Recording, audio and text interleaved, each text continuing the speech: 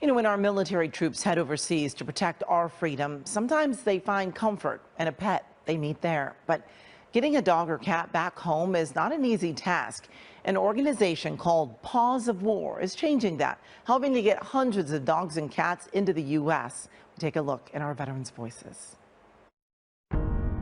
He is a very loving boy. Staff Sergeant Andrea Tolton and her German Shepherd mix Axel have a special bond, one that was made a world away. When I saw Axel, there was just this spark in me that knew I could not let him live another day on that street. Tolton, serving overseas in the Army National Guard, saw Axel on the side of the road. He has 2 to 4 front paws.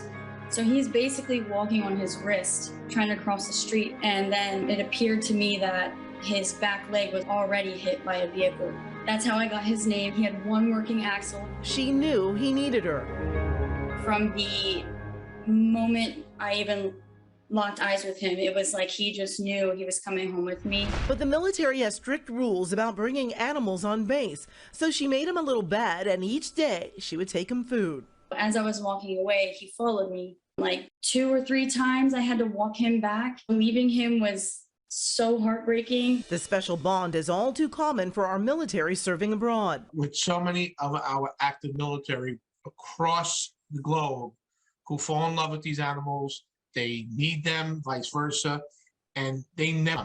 Robert Masseri helped create Paws of War back in 2014. We have 80 active cases right now with cats and dogs overseas that really desperately need our assistance and help to get them here safely.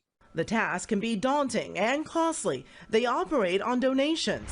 It is extremely costly. A recent case in Kenya, we had to use donkeys, boats, villagers to get dogs out of a remote area in Kenya.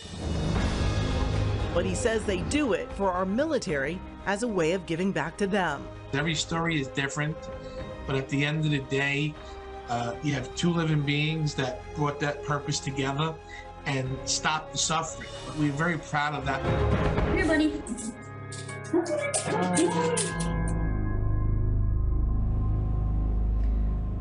Well, if you are a veteran or you know of a veteran who has an interesting story or needs some help, we want to hear from you. Email us at veteransvoices@kcal.news.